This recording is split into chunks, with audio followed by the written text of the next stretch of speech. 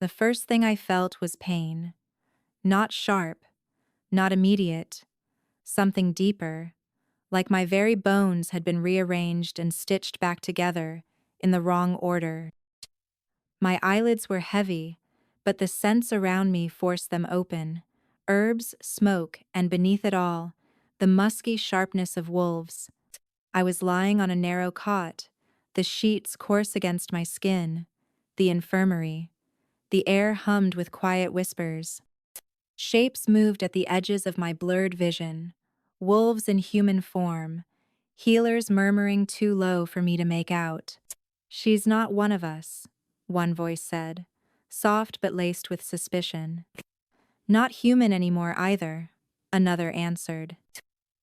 The words cut deeper than the pain in my body. Not one of us, not human.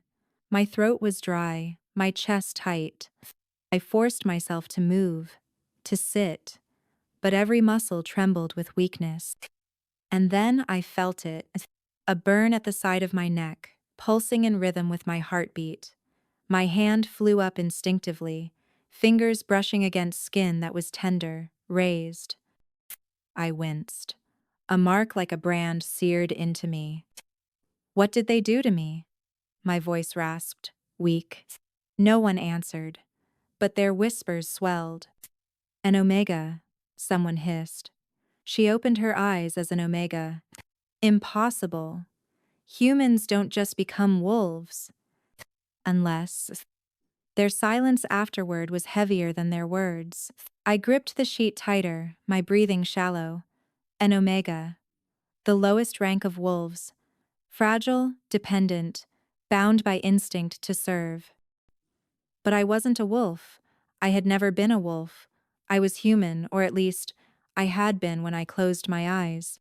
Panic surged. My fingers fumbled at my throat until they found it, the small silver pendant hanging on its worn leather cord. My mother's. The only piece of her I still carried. Relief trembled through me at its touch. They hadn't taken it. As long as I had it, I wasn't completely lost. I pressed it to my lips, whispering the words she had taught me. "Stand, even when you're breaking." It was more prayer than mantra now. The burn at my neck flared hotter. I clenched my teeth, fighting the urge to cry out. Healers shifted at the edge of my bed, watching me like I was both patient and threat. One leaned closer, his eyes narrowing at my neck. His lips parted, but before he could speak, another voice cut through the room. "Enough." The word rolled with authority, silencing every whisper. A tall figure stepped into view, his presence filling the infirmary without effort. His dark cloak brushed the floor, and though I couldn't see his face clearly yet, the way others bowed their heads told me everything. The Alpha King. My pulse stumbled. I had heard his name spoken in hushed tones, had seen him once from afar, when his pack came to claim tribute. Roman, ruthless, unchallenged, bound to no one. Why was he here? Why was he looking at me? His amber eyes fixed on me, steady, unblinking. I felt pinned, like prey caught in a predator's gaze. He said nothing for a long time, just studied me, and in that silence, I knew what the whispers had already hinted. The mark at my neck wasn't just any mark. It was his. The burn intensified under his gaze, as if it recognized him, as if it belonged to him. My stomach twisted. "No," I whispered to myself. It wasn't possible. I would remember. A mark wasn't something given lightly, it was bond, power, claim. And yet I had no memory, no choice in this. The king's expression remained unreadable. He finally turned his head slightly, speaking not to me but to the healers. "She stays under guard. No one touches her until I say." The authority in his tone brooked no argument. The healers bowed their heads, retreating, their whispers swallowed into silence. And just like that, I was alone with the truth I didn't understand. A human who had opened her eyes as an omega. A mark burning at my neck I had never asked for, and the Alpha King's gaze fixed on me like a sentence already passed. I clutched my pendant tighter, the words of my mother echoing in my mind. Stand, even when you're breaking. But as the weight of the king's eyes lingered, I wondered if standing would be enough because something told me I was already claimed. The throne room was larger than I remembered, though maybe that was because I had never stood at its center before. The vaulted ceiling arched so high it seemed to scrape the heavens, and marble pillars rose like watchful sentinels. Torches lined the walls, their flames restless in the draught, casting long shadows across the polished stone. At the far end, the throne itself sat elevated on its dais, carved from dark wood and inlaid with silver. And upon it sat Roman, the Alpha King. His amber eyes found me the moment I was dragged into the chamber, and they did not waver. Not for the guards, not for the murmuring council seated in semicircle, not even for the ceremonial crown resting nearby. His gaze burned steady, too sharp, too long. It felt like being measured and claimed all in the same breath. I lowered my eyes, clutching my pendant tight against my chest, as though its worn leather cord could shield me from him. The mark on my neck still pulsed faintly, hot under my skin, as if aware of his nearness. The whispers started immediately. It's his mark, Kami. I saw it myself, the burn carries his scent. But he said nothing. Wouldn't he remember if he'd chosen her? Unless it wasn't a choice at all. Each word was a dagger I had no shield against. I wanted to scream that they were wrong, that it couldn't be his, but the heat beneath my skin said otherwise. Roman raised a hand, and silence swept the room like a blade. His voice carried easily, low and measured. You woke with a mark. I forced myself to lift my chin, though the weight of his gaze pressed down like iron. I don't know how. The faintest flicker crossed his face. Curiosity, irritation, I couldn't tell. He leaned forward slightly, elbows resting on the carved arms of his throne. Do you deny that it is mine? The question stole the breath from my chest. Deny it? When every wolf in this room had seen it for themselves? I swallowed hard. I don't understand. I don't remember. His eyes narrowed, searching me with the kind of intensity that left no room for lies. My heartbeat thudded loud in my ears. Wolves could hear it. I knew. Any false word would betray me. I am not worthy of such a mark, I blurted, desperation sharpening my tone. I'm not wolf. I am nothing. A human, a servant, an omega, if that's even what I am now. I have no place in this. The whispers rose again, unworthy, human, omega. But Roman didn't flinch. His amber eyes gleamed with something unreadable as he studied me. Then he spoke, and his voice was quieter, but sharper than before. Then tell me, Ara, why would fate bind me to nothing? The words struck deep, unraveling the thin threads of certainty I had clung to. Why, indeed, I had no answer. I don't know, I whispered, my voice breaking. I wish I did.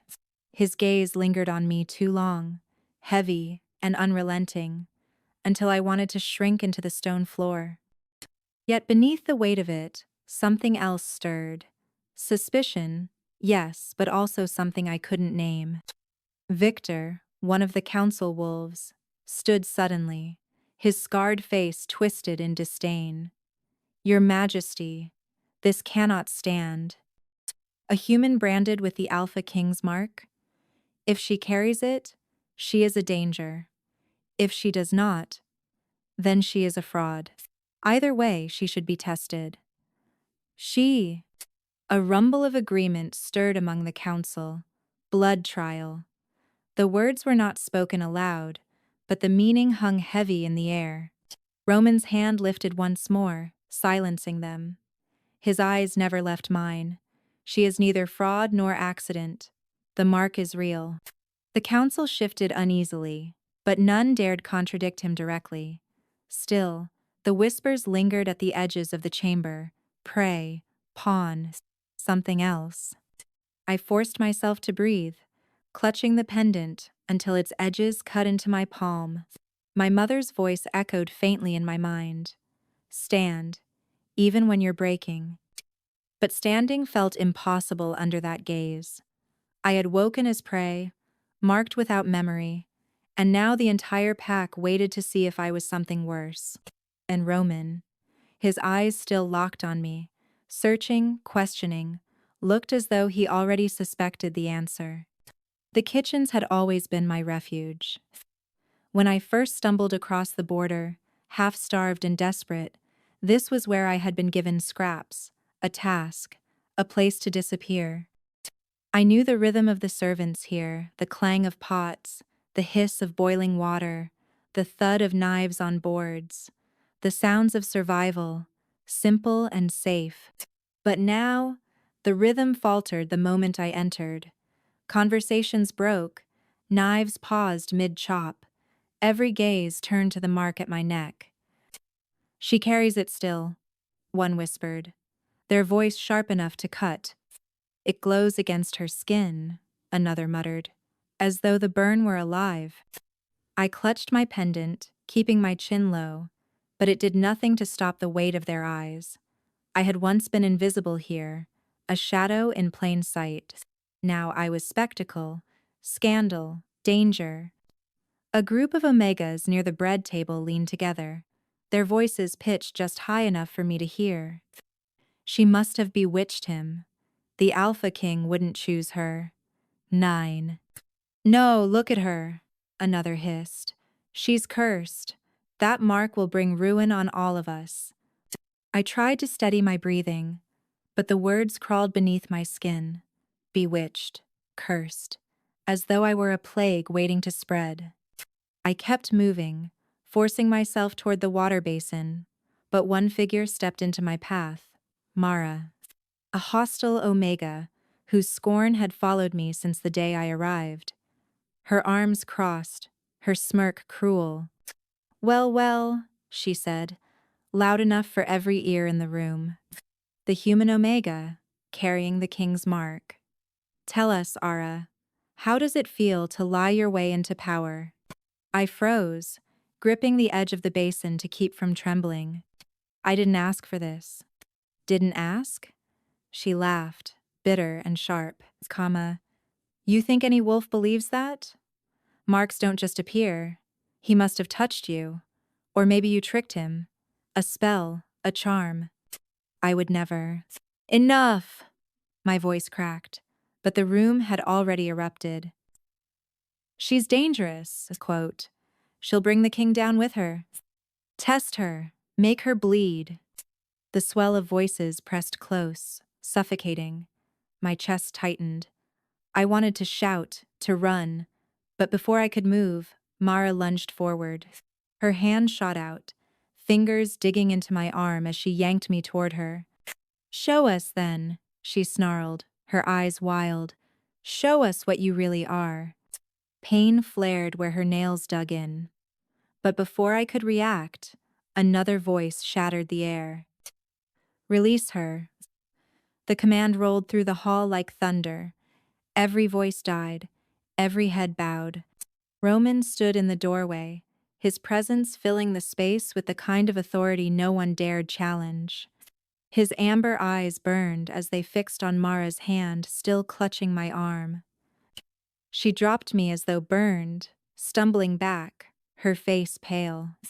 Roman crossed the room in long strides, his cloak trailing behind him like shadow. He stopped beside me, close enough that his presence pressed against my skin like heat. His gaze swept the room, sharp and cold. Is this how you treat one under my mark?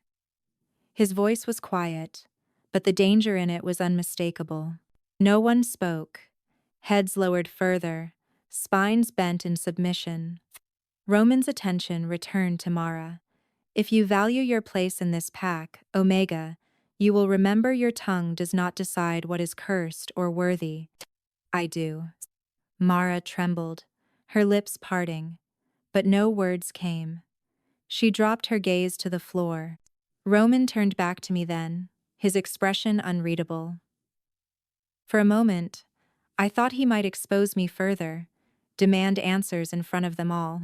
But instead, he spoke loud enough for every ear to hear. She remains under my watch until the truth is uncovered. None of you will touch her. None of you will question her place here. Do you understand?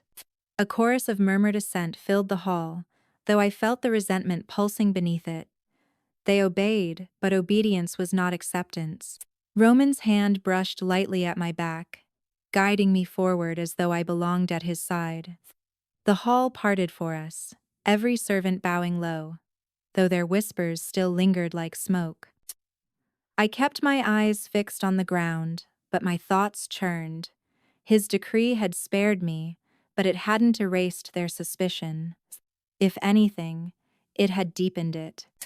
As Roman led me out of the kitchens, his voice lowered, meant only for me. You're not safe here without me. Remember that.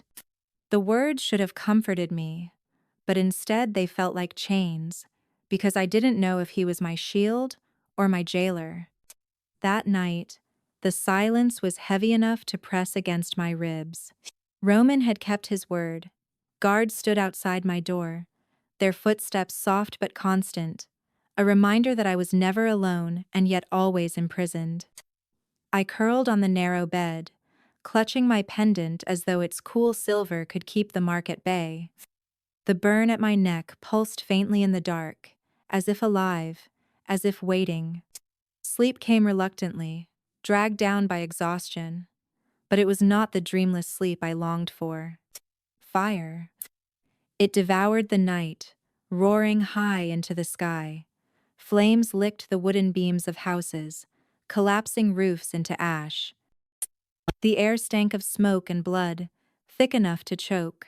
Screams echoed, sharp, human, and through the chaos, eyes. Gold. Burning, unrelenting, fixed on me from across the fire. A wolf's gaze, too close, too fierce. It seared into me before the darkness closed in, swallowing everything whole. I woke with a gasp, my sheets damp with sweat, the pendant tangled in my fists. My chest heaved, my throat raw as though I had been screaming. For a moment, I couldn't remember where I was. The fire still burned in my vision, those eyes still glowing behind my lids. The knock at the door made me jolt. It wasn't the guard's clipped rhythm. This one was softer, deliberate. "Enter," I whispered, though my voice trembled. The door opened, and Lydia stepped inside. Roman's advisor. Her dark hair was bound in a severe braid, her robes simple but carrying the quiet authority that made even alphas listen. She moved with the ease of someone who had nothing to prove. "I thought you might not sleep," she said softly, setting down a tray with untouched bread and broth. I was right. I sat up, pulling the blanket tighter around myself. I don't understand what's happening to me." Her gaze lingered on me, kind but sharp, as though she was measuring every word. "You carry a mark, Ara. A mark that belongs only to one man, Court of Tactors." I pressed my fingers to my neck, wincing at the heat that still pulsed there. "I never asked for it." "No one asks," she murmured. "But marks cannot lie." The certainty in her voice made my stomach turn. "Then why doesn't he remember giving it?" For the first time, Lydia's expression shifted. A shadow passed across her eyes, and she lowered herself into the chair near my bed. She folded her hands, her voice dropping even quieter. "Because marks do not always reveal the truth. Sometimes," her gaze sharpened, "they conceal it." Her words unsettled me more than any accusation in the kitchens had. "Conceal?" She nodded slowly. A mark is meant to bind wolf to wolf. It is instinct, blood, spirit. But when something lies between, when fate tangles with secrets, marks can twist. They can appear where they were not freely given. They can bind in ways even the Alpha King does not control. My pulse thundered in my ears. So you think this mark might not be his? Her lips curved in something that wasn't quite a smile. I think the mark is real, but I think you don't know yourself as well as you believe. The words sliced through me, sharper than any blade. I had told myself I was human, clung to it like armor. But what if I wasn't? What if the fire, the golden eyes, the voice in the dark, all the fragments I shoved aside, were pieces of something I couldn't deny forever? Power cell. What happened to me before I woke here? I asked, my voice thin. Lydia studied me for a long moment before answering. That, child, is the question you must be brave enough to face. Because the wolves will ask it soon enough, and if you do not answer, they will answer for you. The candlelight flickered across her face, casting her in shadow. She rose smoothly, her robes whispering against the floor. I will give you one warning, she said at the door. Whatever truth you think you know, prepare yourself, because the king will not stop pressing until he breaks it from you. Then she was gone, the door closing softly behind her.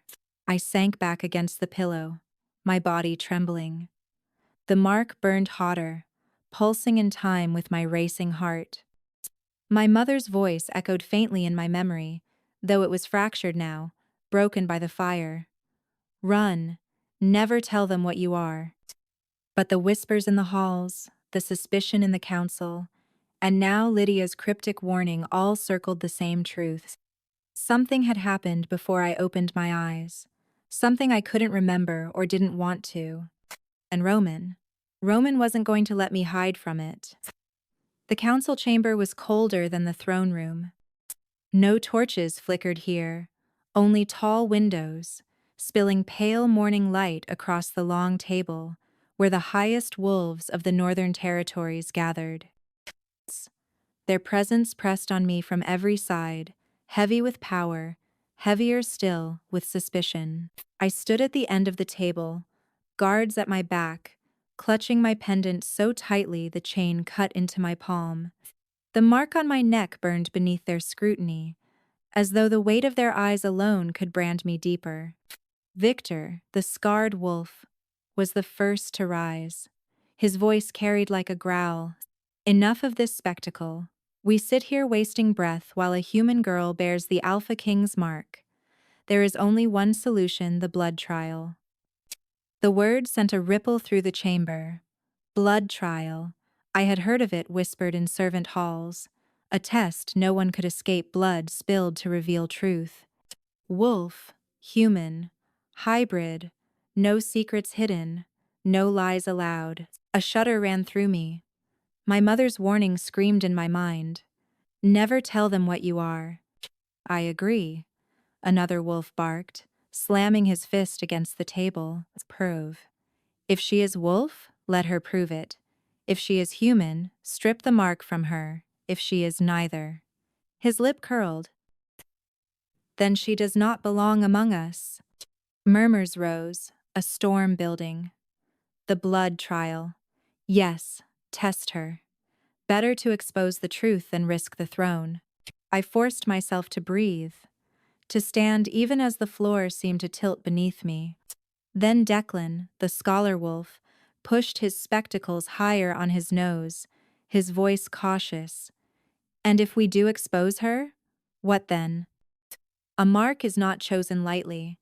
If the king's mark binds her, then testing her is not only a risk to her, it is a risk to him. To question her nature is to question his judgment. A tense silence followed. Wolves glanced at Roman, who sat at the head of the table, still as carved stone. His amber eyes gave nothing away. Victor sneered. So we cower because we fear offending our king? The pack's stability comes first. This girl is a danger to us all. The people whisper already. They say she has bewitched him. His eyes flick to me, sharp and condemning. Perhaps they are right. Pirates say. Heat flooded my cheeks. I wanted to shout that I hadn't bewitched anyone, that I barely understood what had been done to me, but my throat locked tight.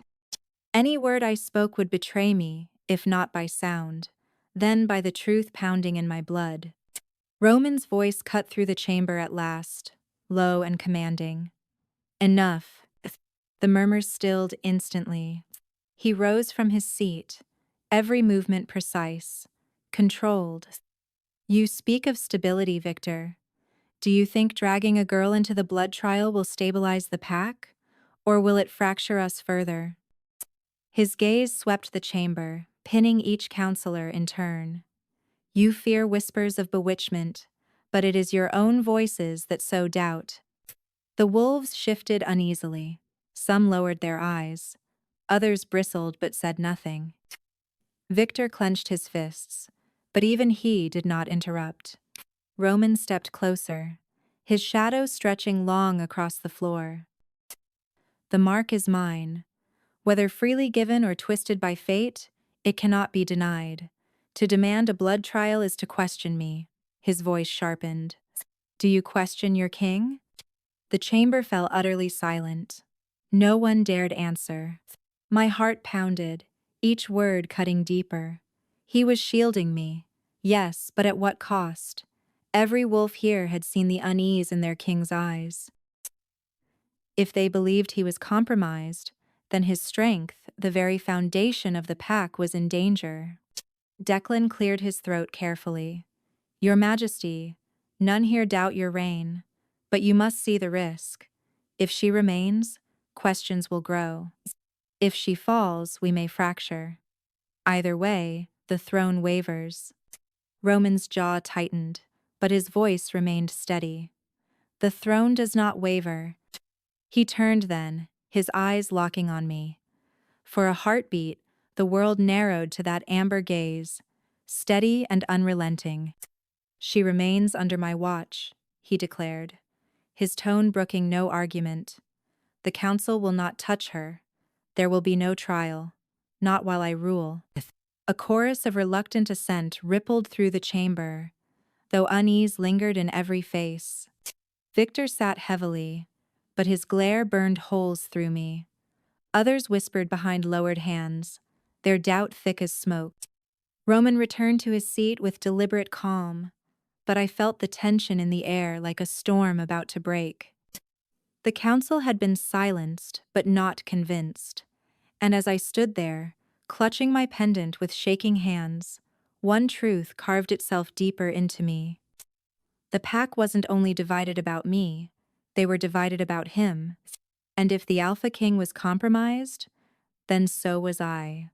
The council's voices still rang in my ears, long after their chamber doors had closed. Their anger, their suspicion, their demand for the blood trial, it clung to me like smoke. I thought Roman would dismiss me, send me back to the guarded room where silence at least gave me space to breathe. But instead, he led me down another corridor, the guards falling back at a glance. His private study. The door shut behind us with a heavy thud, and suddenly it was just the two of us, the fire casting restless shadows across shelves of books and scrolls. The air smelled faintly of ink and pine, a stark contrast to the council's fury. Roman stood with his back to me at first, shoulders broad, posture rigid. For a long moment, he didn't speak. When he did, his voice was low, edged like a blade. The mark is real. I swallowed, clutching my pendant so tightly the leather cord bit into my skin. I never said it wasn't. He turned then, amber eyes locking on me with a weight that made my knees weaken. But you deny it as though denying will make it vanish. It won't. It binds, Ara. It claims. It is dangerous to carry and more dangerous to conceal. The burn at my neck seemed to flare in agreement. I forced my chin higher, though my voice came out thin. I don't know how it got there. I don't even remember. You think I wanted this? His gaze sharpened, as if he were reading every beat of my heart. Want has nothing to do with it. Fate chose, and fate does not waste its power on nothing. Oh, I, I flinched. The echo of those words dragging Lydia's warning back into my mind. Marks cannot lie, but sometimes they conceal more than they reveal. Roman stepped closer, each stride deliberate, until the firelight brushed the hard lines of his face. Tell me the truth, Ara. Not fragments, not scraps. The truth. The truth. My throat tightened. My mother's warning pulsed in my memory. Never tell them what you are. But his gaze left no room for silence. Wolves could hear lies in the rhythm of the heart, feel it in the pulse of fear. So I gave him what I could, enough to sound real, enough to satisfy. My village was attacked, I whispered, the words dragging like stones, not by wolves, by vampires. They came in fire and blood. Everything I knew burned. My mother shoved me into a cellar, gave me this pendant, and told me to run. My hand trembled as I touched it. I ran until my feet bled. I crossed the borders. I begged for refuge. That's how I ended up here. Silence stretched between us, heavy as chains. His eyes didn't soften. Fragments, he said finally, his voice rougher now. You give me fragments, Ara, when I ask for truth. The words struck harder than any blow. That is the truth, I protested, my voice cracking. No. He stepped closer still, until I felt the heat of him, the weight of his presence wrapping around me like iron bars.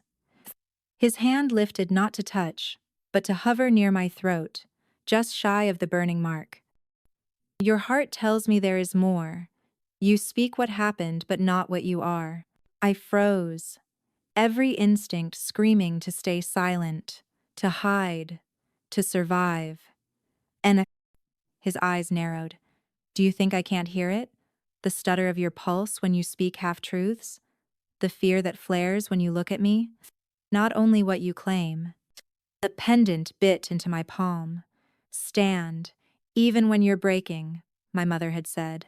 But standing against him felt like standing against a storm. Tears burned at the edges of my vision, but I blinked them back. What do you want from me? His voice was quiet but final. I want what fate already took from me, truth. But since you will not give it, I will take something else. He drew back then, straightening the mask of the Alpha King sliding back into place. From this moment on, you remain at my side, bonded or not, willing or not, you are under my protection. My wolves will not touch you, but you will not leave my sight. The words fell like a sentence. Protection, possession, prison. My chest ached, the mark on my neck burning hotter under his decree. I wanted to protest, to scream that I wasn't his, that I didn't belong to fate or to him. But the truth caught in my throat, locked behind fear and blood. Roman's gaze lingered one last moment, unreadable, before he turned away. Better to be chained beside me than torn apart without me. And with that, my world narrowed again, not to freedom, not to survival, but to the gilded cage of the Alpha King. Whispers follow me wherever I go now. They are softer than growls, sharper than blades, winding through corridors like smoke I cannot escape. The kitchens, once my place of invisibility, no longer offered me shelter. I walked in one morning, thinking I could at least find solace in chopping herbs or carrying bread. But the moment my feet crossed the threshold, conversation faltered. Wolves bent over steaming pots, looked up, eyes gleaming with suspicion. The hiss of fire under iron pots felt like the sound of accusations. She carries his mark, one voice whispered behind me. Not earned, not chosen, forced, another muttered. She's cursed, a human playing at wolf. I wanted to shout at them that I hadn't asked for this, that I woke with the same burning scar they all stared at, as confused and terrified as they were. But I held my tongue, pressing my pendant until the edges cut into my palm. Be brave, even when you're terrified. My mother's voice steadied me, but only just. Later, in the servants' hall, I felt it again.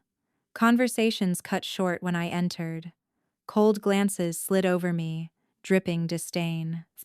Two younger wolves, emboldened by numbers, didn't bother with whispers. She bewitched him, one scoffed. That's the only way. No, the other sneered.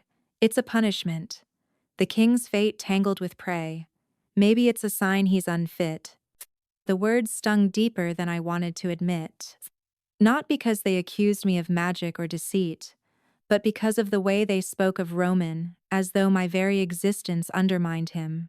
By nightfall, I had overheard more than rumors. Passing through a dim corridor near the outer halls, I caught the low murmur of wolves speaking in secret. I slowed my steps, the stone wall cold against my back, as their voices drifted through an open archway. The southern delegation will use this against him. He parades her in silks while our enemies circle. Does he think us blind? Presente. He is distracted, weak. An alpha distracted is no alpha at all, Peas. And if the council won't act, others will. My breath caught. I didn't wait to hear more. My footsteps carried me quickly back toward the main hall, the words echoing in my skull. Others will.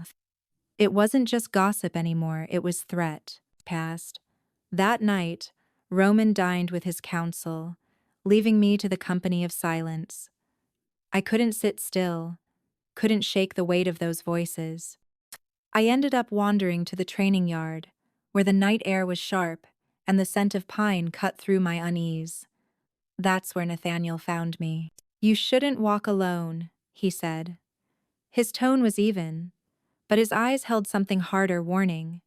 Maybe pity. I needed air, I muttered, folding my arms. The walls feel smaller every day. He studied me for a long moment before stepping closer. Do you understand what you are now? I blinked at him, startled. I'm nothing. Just a girl with a mark I never asked for. A bitter smile touched his mouth. No, you're not nothing anymore. You're not invisible. You are the center of every whispered plan, every unspoken doubt. To them, you're not just his weakness. He leaned in, voice lowering until it was almost a growl. You're his battlefield. His words hit like a strike to the chest. I never wanted to be. That doesn't matter. Nathaniel cut me off. The mark made you a piece in a game you don't understand. Wolves loyal to him will defend you because you are his. Wolves loyal to others will target you because you are his. Either way, you are the ground they fight over. I swallowed hard, my throat suddenly dry. Then what do I do? His amber brown eyes studied me, softer now, but no less fierce. Survive. Stay close to him. Don't let them see fear, because they already smell it on you. And whatever truth you're hiding, his gaze sharpened.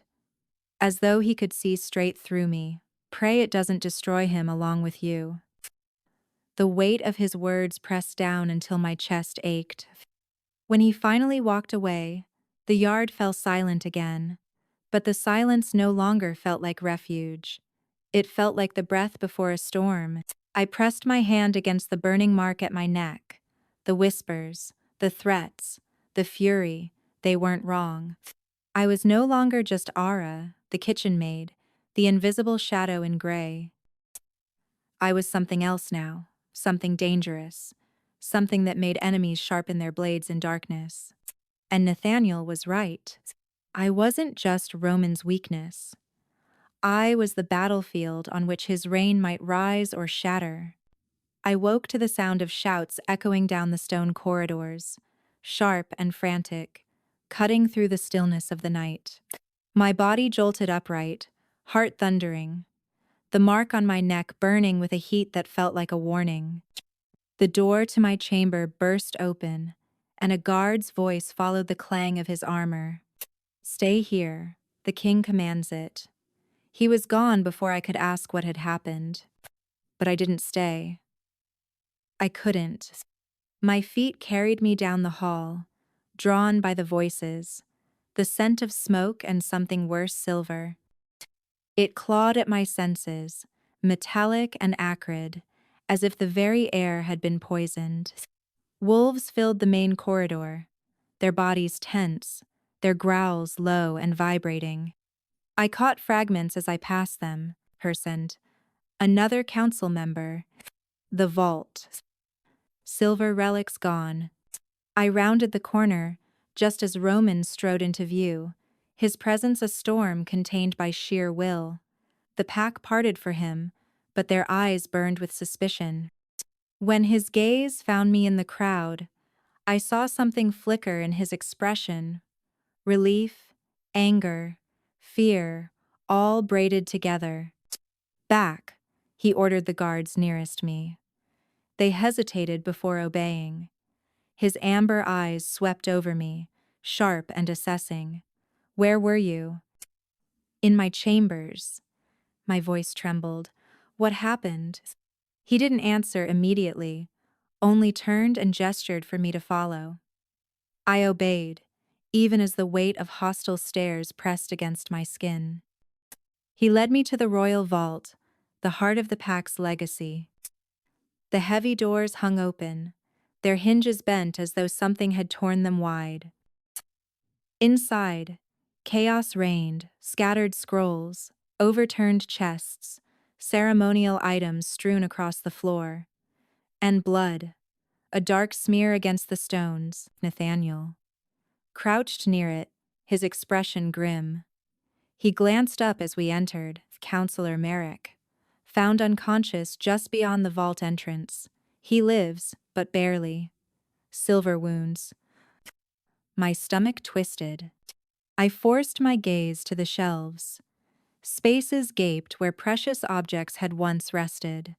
Roman's jaw tightened as his eyes landed on the emptiest alcove. "The coronation relics," he said, voice like stone. Nathaniel nodded. "The silver circlet, the binding chalice, the oath sword, all gone." My hand drifted to my pendant without thinking, seeking its small weight as though it could steady me. Why those? Why not gold or jewels? "Because silver is more than metal to wolves," Roman said quietly. His eyes never left the empty space on the shelf. "It wounds, yes, but it also sanctifies. Our relics are silver because they bind us. Oaths sworn on them cannot be broken." Adio.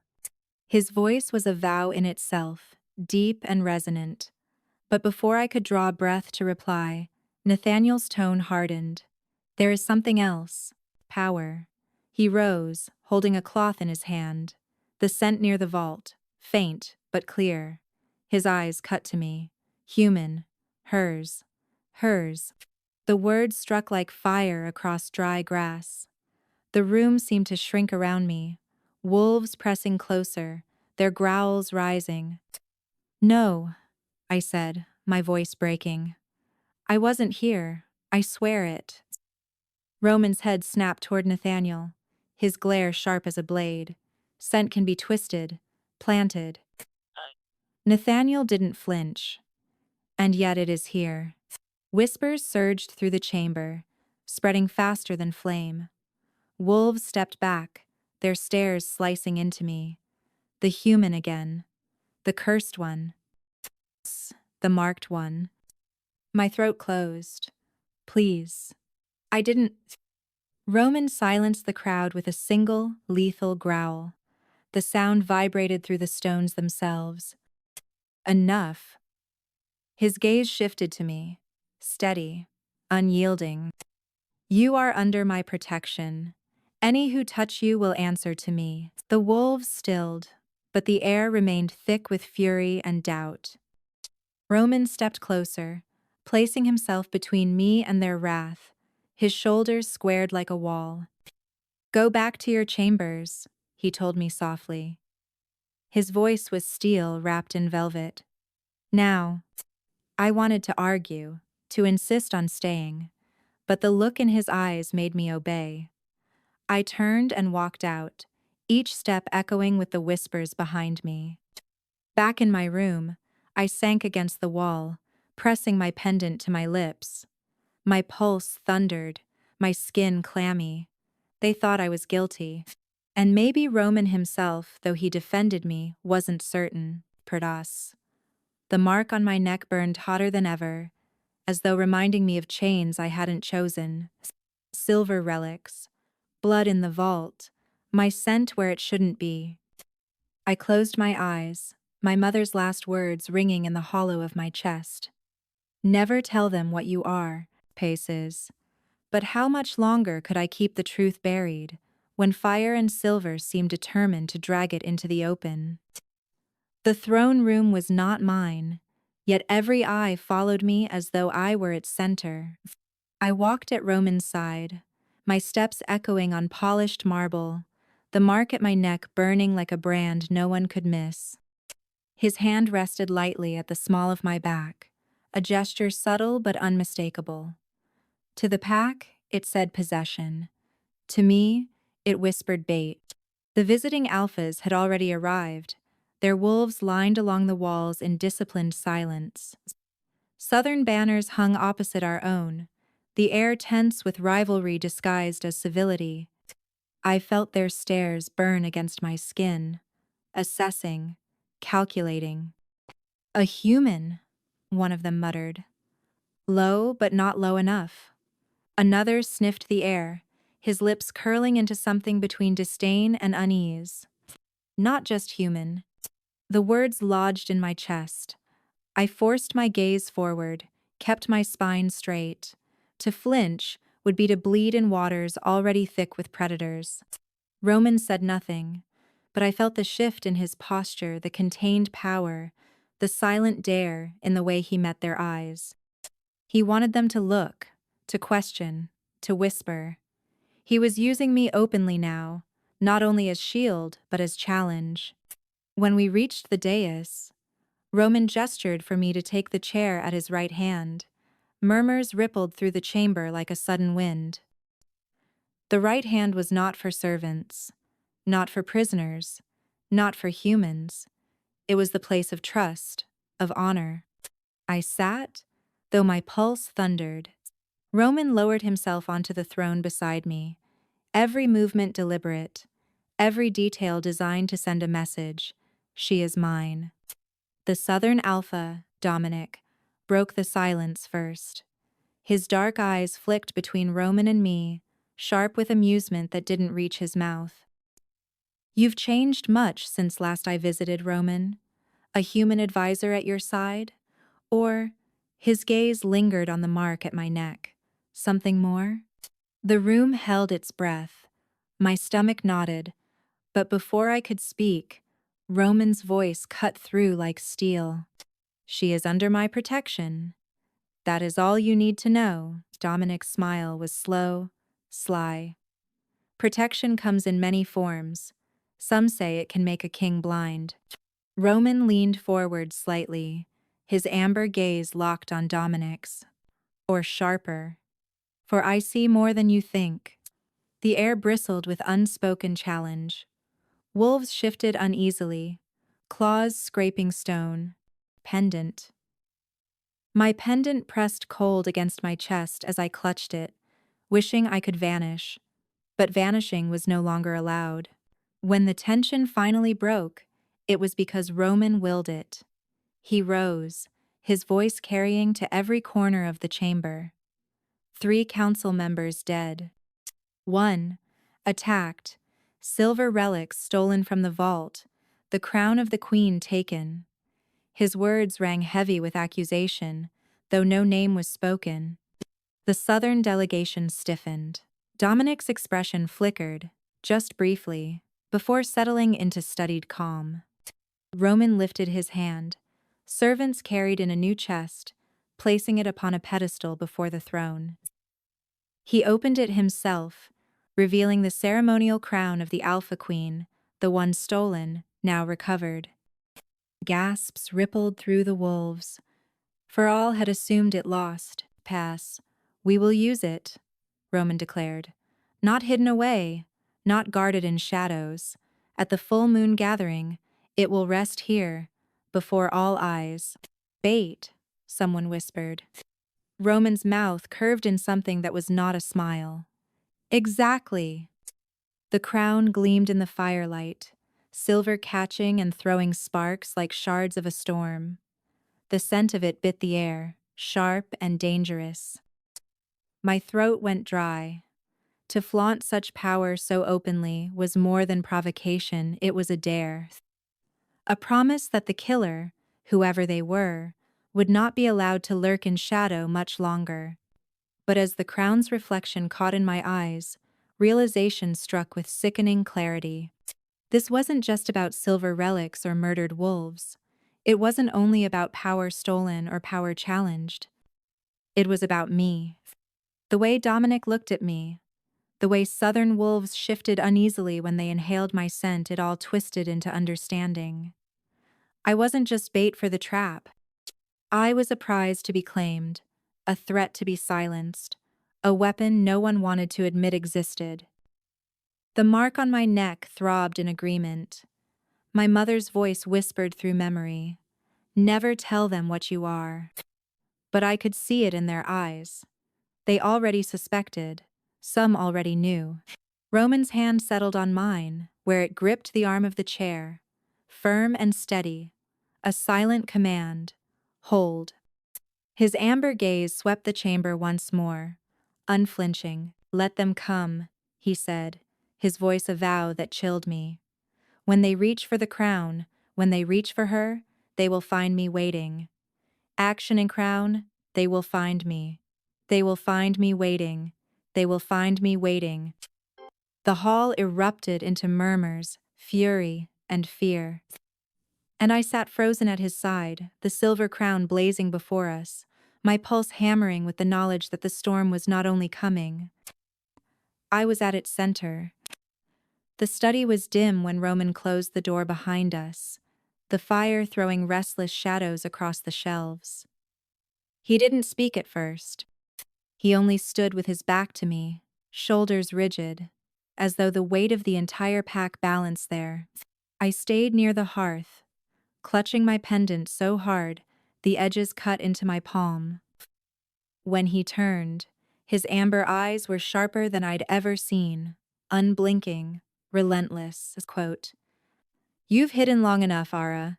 We both know the mark is no accident." Crescio. My stomach twisted. "I told you I don't remember how it got there. I woke with it, the same as you." He took a step closer. Slow. Deliberate.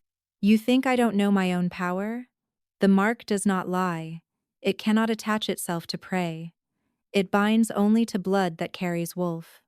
His words crashed into me like a storm. My breath caught, heat rushing to my face. "That's not true. I'm human. I've always been." "Human?" His voice was low, but it cut deeper than a shout. "Humans age in 3 years. Humans flinch every time they breathe in a den of predators. Humans do not carry a scent muted beyond recognition." His gaze burned into mine. "You are not what you claim." The fire crackled between us, too loud, too bright. My heart thudded painfully against my ribs, a drum that betrayed me. He could hear it. He could always hear it. I shook my head, desperate. "You don't understand. You don't know what I understand perfectly." His voice softened, dangerous in its restraint. "Your mother's words echo in you even now. Never tell them what you are." The pendant burned against my skin. His words pierced the veil of memory I had built, tearing it apart. Smoke. Screams. My mother's hand pushing me through the cellar door. the glow of golden eyes framed by fire. Run, Era. Don't look back. The memory left me trembling, my breath shallow. Roman saw it, and something shifted in his expression. Not weakness, not pity, but recognition. She knew, he said. Voice quieter now, edged with something almost reverent. She knew what you carried. She hid you to protect it. Tears stung at the back of my eyes. Stop, I whispered. You don't know her. You don't know me. Roman closed the space between us in 2 strides, his heat pressing against me like the weight of a storm. He didn't touch me, not yet, but his presence surrounded me until it was impossible to breathe. I know this, he said, his voice a vow. You carry wolf blood. Deny it, hide it, bury it, it will not change what you are. The mark would never have chosen otherwise. I turned my face away, shaking, the firelight blurring through unshed tears. If I admit it, everything changes. Wolves will call me abomination. Humans will call me traitor. Vampires will hunt me like game. Do you think I haven't thought of that every day? His hand rose, stopping just short of touching my cheek.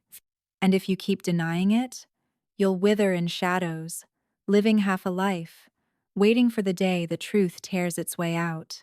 Is that what your mother wanted? The question hollowed me. I had no answer. Roman's voice deepened, carrying the weight of command and something else, something more dangerous. Stand with me as you are, or remain a shadow forever. The words sank into me like claws, a demand, a promise, a choice I had run from for years. My body betrayed me. My pulse raced not just with fear, but with something hotter, something that drew me toward him even as every instinct screamed to flee. His amber eyes softened, but only slightly, as though he, too, was caught in the snare of something we hadn't named. His hand hovered near my face, a touch withheld, a boundary trembling. For a moment, I thought he might kiss me. For a moment, I thought I might let him. But the silence shattered when a knock struck the door. Nathaniel's voice carried through, grim and sharp. Your Majesty, another attack. Roman froze, the firelight reflecting in his eyes like molten gold. His hand dropped. His face shuddered once more into the mask of Alpha King. He stepped back, and the sudden space between us felt like ice. We're not finished, he said. His tone was not a threat, but a certainty. I clutched my pendant, chest aching, the burn of the mark throbbing with each heartbeat. The truth was no longer just hunting me, it had been named. I wasn't only human. I wasn't only prey.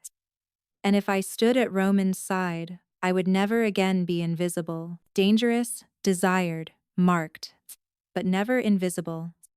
The day of the gathering dawned heavy with stormlight. Clouds pressed low over the mountains, and the pack house bristled with energy, wolves rushing in disciplined lines, preparing for the arrival of alphas from across the territories. I stood before the mirror in the chamber Roman had given me, my reflection foreign. Silk instead of gray wool, silver beads glinting in my pale hair, the mark at my neck a flame no cloth could hide. I touched my pendant, whispering to myself, be brave, even when you're terrified. The words rang hollow now. Bravery no longer meant surviving quietly. It meant standing in plain sight, where every eye could judge me. When the trumpet sounded, I followed Roman down the grand staircase. He did not take my arm, but his presence beside me was undeniable, his stride steady, his authority filling every stone of the hall. The wolves who lined the passage bowed low.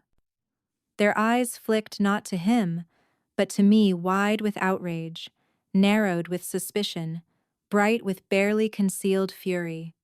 The throne room doors opened, and the world shifted.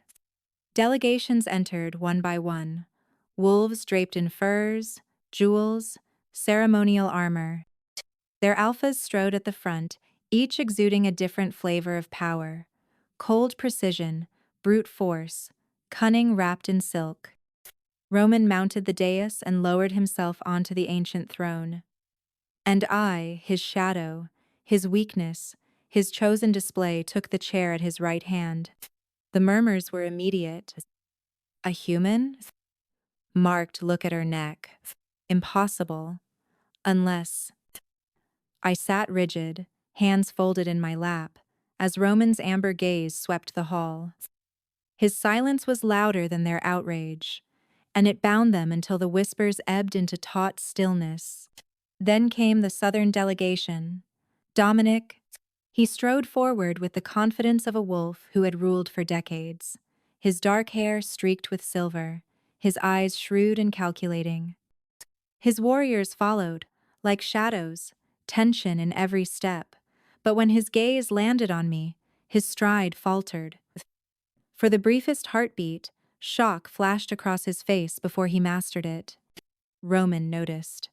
I felt it in the way his hand pressed against the arm of the throne, a flex of restrained power. Dominic bowed, with measured grace. Alpha King Roman. His voice carried the weight of years and challenge. Then, turning slightly, he let his gaze linger on me again. And this? Unexpected companion. Roman's jaw tightened. She stands at my side under my protection. That is all you need know. But Dominic's eyes told a different story. Recognition flickered there, uneasy, unsettling. He tilted his head, almost as though studying a relic thought long buried. Strange, he murmured. She reminds me of an old bloodline, one I believed extinguished in the Great War. Ice flooded my veins. I fought to keep my expression neutral, but my fingers curled tighter around the pendant at my throat. Never tell them what you are. The council stirred. Wolves exchanging wary glances. Lydia's eyes, calm and sharp, narrowed as though she, too, had caught the weight behind Dominic's words. Roman leaned forward slightly, his voice smooth but edged. Old bloodlines belong to the past. We stand in the present, and in the present, she is under my rule. The tension cracked like lightning. Counselors muttered among themselves, some whispering of danger, others of prophecy. One slammed his fist on the table. This is folly. The king parades a half-breed, and we are expected to kneel? The mark has compromised him. Growls broke out across the chamber, half in defense, half in fury. The air thickened with the threat of claws and teeth. Roman rose slowly, and silence fell, heavy and suffocating. His amber eyes blazed as he looked from wolf to wolf. Compromised? No. Tested. And only those with something to hide call for blood before proof. His voice cut through the hall like a blade. If you think me weakened, step forward. Test my strength. No one moved. The silence held, but I saw the fractures, the way some counselors refused to meet his eyes, the way Dominic's mouth curved in the faintest, most dangerous of smiles. Rebellion had not yet been spoken aloud, but it lived in the room like a pulse beneath the floor. I sat frozen at Roman's side, every nerve alive with dread. Dominic had seen me for what I was, or what I feared I might be. Roman had claimed me before the world, daring anyone to challenge his choice. And the council, once merely uneasy, now trembled on the edge of fracture. The mark at my neck throbbed. A brand, a chain, a crown. I was no longer invisible. I was no longer prey. I was the spark that could ignite a war. And sitting at the Alpha King's right hand, I realized something that stole the air from my lungs. I wasn't just bait. I was the prize. The moon rose slow and merciless above the mountains, silver light spilling across stone like liquid fire. I stood alone in the ceremonial chamber, the crown gleaming on its pedestal, its edges catching the light like sharpened teeth. Behind me, the pack roared in the distance, their bodies breaking, reshaping, becoming wolves. Their cries shook the air, primal and ancient, a chorus of belonging I could never join. The doors shut hours ago, Roman's command echoing in my ears. You'll remain here. The crown is bait, and so are you. I had not argued. What was the point? He was right. I was the lure, the shadow, the mystery no one could name. And if the killer came, it would not be for the crown alone. The silence inside the chamber grew unbearable. Each flicker of torchlight stretched the shadows long and strange across the walls. My mother's pendant rested against my chest, warm as though it remembered the heat of her hand. My mark pulsed at my throat, every throb syncing with the rhythm of the moon outside. Then, the air shifted. The hairs at my neck rose before I heard the sound soft, deliberate footsteps, too measured to be wolf, too heavy to be human. I turned slowly. A figure emerged from the far shadows, tall and lithe, cloaked in black. Their eyes gleamed with a feral light that was not wolf's amber, nor human's brown, but something between unnatural, shifting with each breath. The scent hit me next, sharp and wrong, echoing what Helena had gasped the night she was attacked. Not wolf, not human, something else. You don't belong here, the voice rasped. Neither male nor female, but something caught in between. Neither of us do. Force. Again with Hause. Neither of us do. 2T2. Dot out of the video. 2TT2. 2 My pulse thundered, but I held my ground, pressing the pendant against my skin. You killed them. The council members. For what? The figure tilted its head, a smile curling thin lips. For truth. For the end of kings who think bloodlines make them gods. Their gaze flicked to the crown. That relic belongs in ashes, as do those who wear it. They stepped closer, and moonlight fell across their face. My breath caught. Scars traced their skin, claw marks that had healed wrong, bone too sharp, eyes too wild, a hybrid like me, but twisted, unrestrained. Why me? My voice trembled despite myself. Because you are proof, they hissed. Proof that blood does not lie. They fear you, even as they deny you, and if you will not burn with me, then you will die with them. The attack came fast, too fast for human reflex, too jagged for wolf precision. I stumbled back as claws flashed, scraping sparks against the pedestal. Crown wobbled, nearly falling, before settling with a ringing chime. I dodged, barely, my lungs seizing with fear.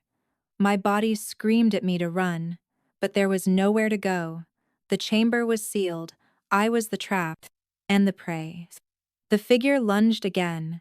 An instinct surged inside me, hot and violent. My nails dug into the stone wall, leaving grooves deeper than human fingers should ever make. My heart stuttered, my blood roared. For one wild instant, I felt the wolf beneath my skin clawing upward, demanding release. No. My mother's voice echoed through memory, fierce even through flames. Never tell them what you are. Never let them see. But if I didn't, if I kept denying, kept burying, then this creature would tear me apart before the pack even realized the crown had been stolen again. The mark at my neck seared with unbearable heat, the burn crawling down into my chest, my veins, my very bones. The killer faltered mid-strike, eyes widening. You, they breathed. Awe and horror tangled. You're like me. No, I whispered, even as fire raced under my skin. Not like you. The wolf inside me howled, pressing against the walls of my humanity, begging to break free. My hands shook, the edges of my vision shimmering silver. The figure lunged again, and I knew I had no more time. Never tell them what you are. My mother's words cracked through me like glass shattering, but they were no longer warning, they were chains. Chains I could not keep if I wanted to live. My scream tore through the chamber, as claws, not theirs, but mine, flashed in the torchlight. The killer's eyes widened as they met my strike. The sound of silver against stone rang sharp as lightning. The crown toppled from its pedestal, rolling across the floor, gleaming with the light of the full moon. And in that moment, as blood and fire filled the air, I understood the truth I could no longer hide. I was not only human. I was not only prey. I was wolf. The mark on my neck burned with power, undeniable, unyielding.